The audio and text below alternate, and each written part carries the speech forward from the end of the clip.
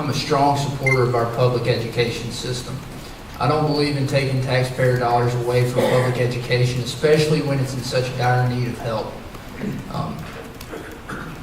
I'm for school choice. If you want to send your kids to a private, Christian, charter, any other type of school there is, or even homeschooling, that's your choice. And I firmly support your decision to do that. But I think until we can actually fix our public education system, get it among the top of the nation where it needs to be, then we need to re-look at vouchers and how we're doing them. All right, thank you.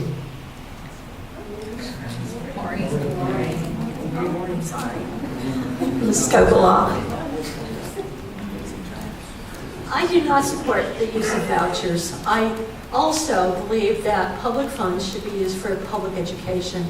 One of the things in North Carolina is that we need to make sure that we ensure that every child has equal access to high-quality public education. And that takes revenue, that takes money.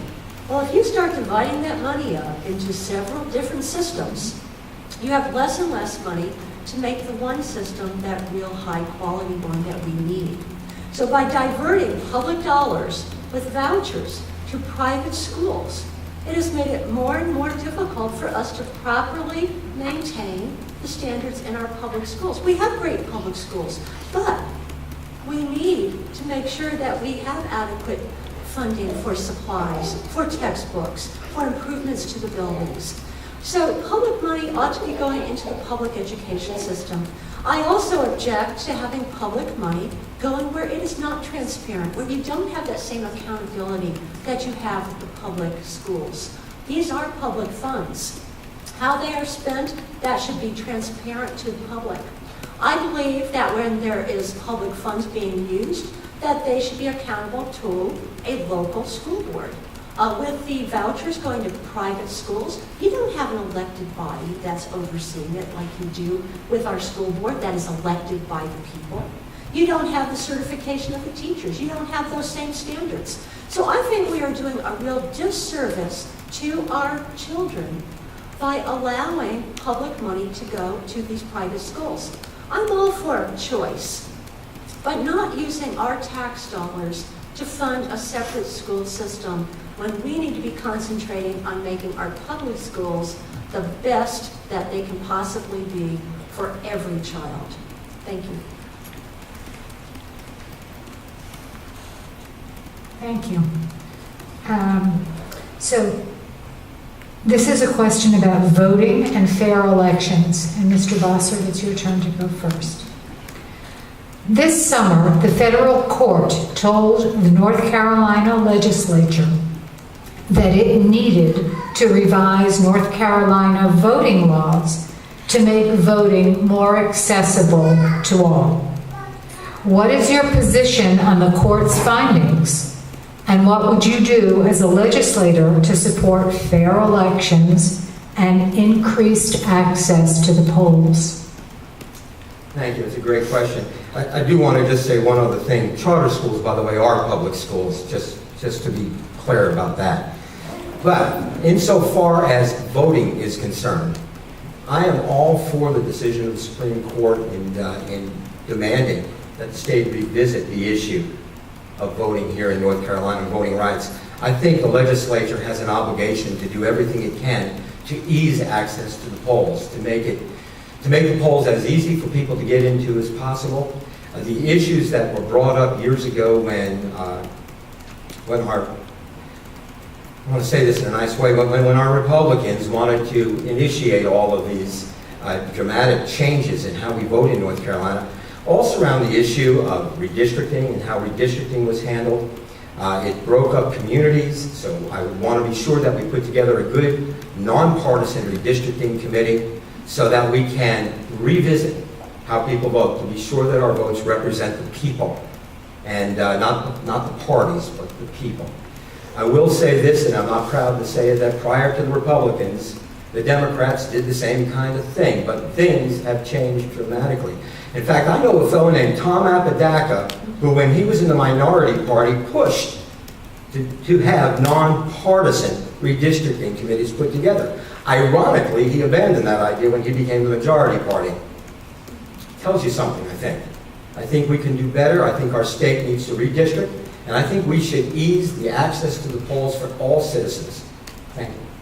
Thank you.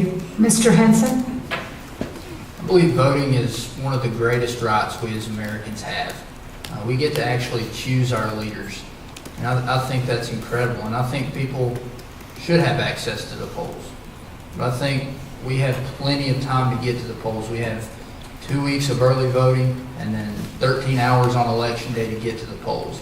I work 10 to 12 hours a day and I make it to the polls just fine.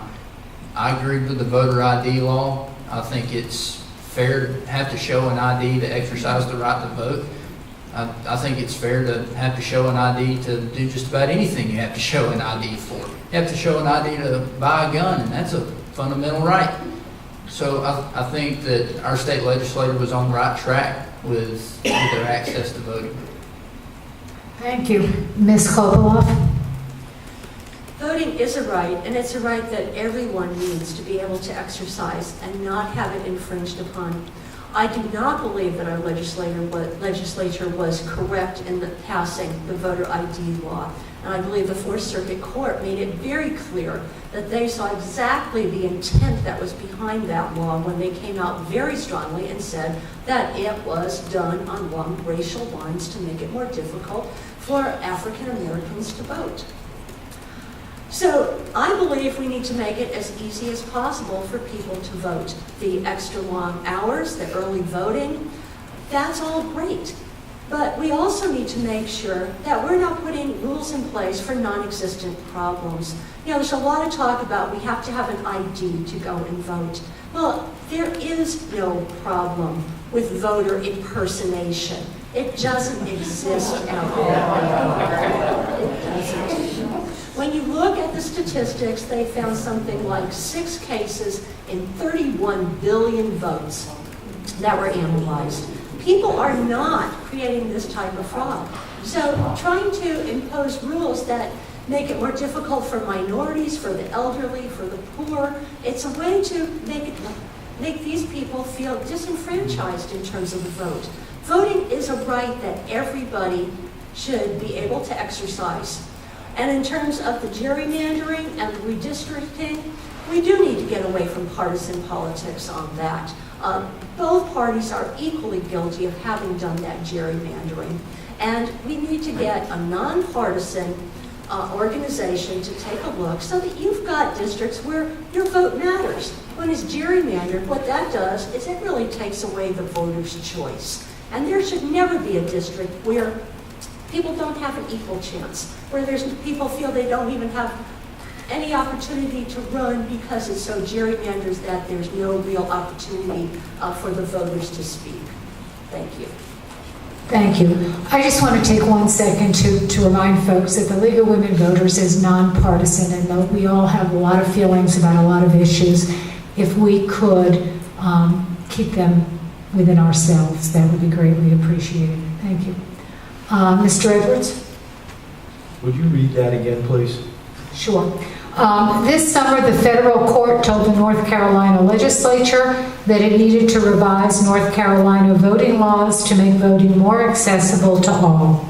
What is your position on the court's findings, and what would you do as a legislator to support fair elections and increased access to the polls?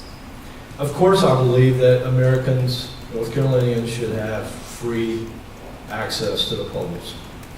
Of course, I believe that as frustrating as it may be, that our court system is available to us to disagree with rulings. There were courts that upheld prior to the most recent ruling, and I think there will be courts that rule subsequent to the recent ruling.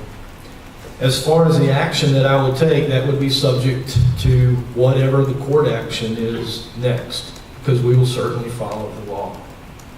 It's constitutionally the responsibility of the North Carolina legislature to draw the district maps. It's in the North Carolina Constitution. I think that it should remain there. It was there for a purpose when our forefathers designed the Constitution. I think that the statements that there is no voter fraud are just absurd. If any of you have an interest, I'll be happy to send you some reports to the contrary. Just send me an email. I'll be happy to send you some facts on that. I think that it's a reasonable responsibility to make sure that the person that walks up to exercise the most powerful right that they have on this planet, which is to pull a lever at a voting poll, is in fact the person that they say that they are. Thank you.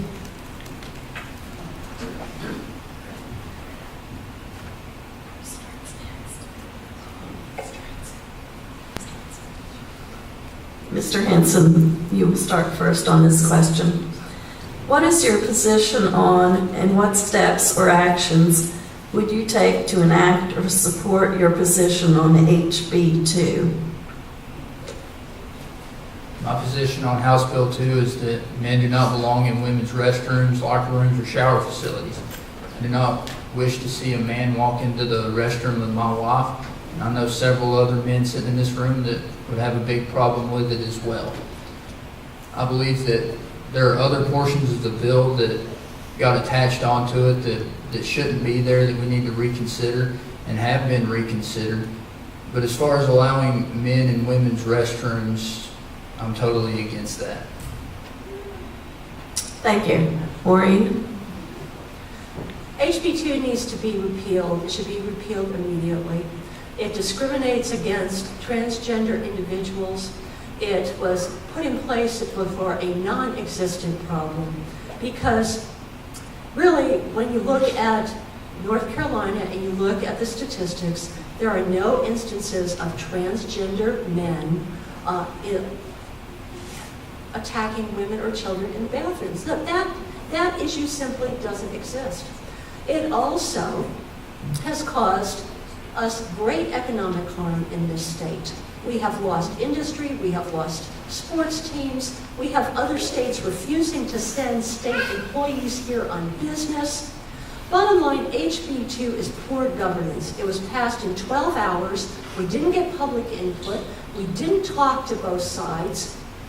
And we are insisting now on continuing with this, even after it has been shown how hurtful it is to the people of the state and to the industry in the state.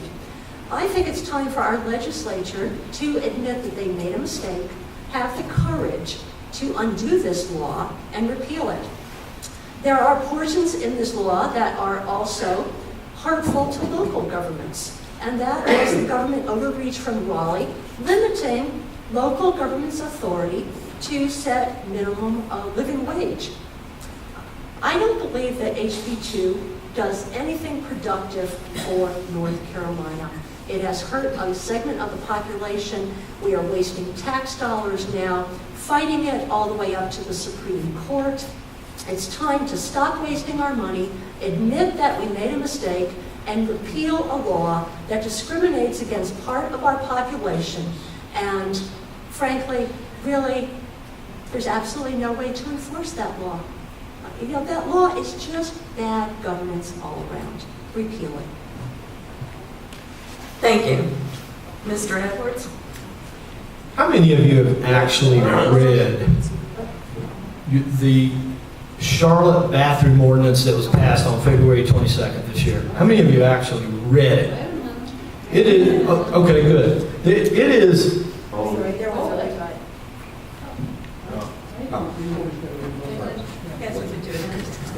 Chuck, I'm going to step on your toes a little bit. This House Bill 2 came along because the city of Charlotte enacted an unconstitutional ordinance and imposed a radical, agenda on private businesses, not only doing business in Charlotte now, but seeking to do business in Charlotte. Nobody is trying to discriminate against transgender people. The NCAA, who just recently pulled games from the state of North Carolina, still have men and women's sporting events. They say that men can't play women's sports. So why did they pull out of North Carolina? WRAL ran an article today saying that the economic impact of House Bill 2 is actually very minimal. I encourage you to go read it. Thank you. Maureen has a rebuttal. The ordinance passed by Charlotte was not unconstitutional. It is the same as has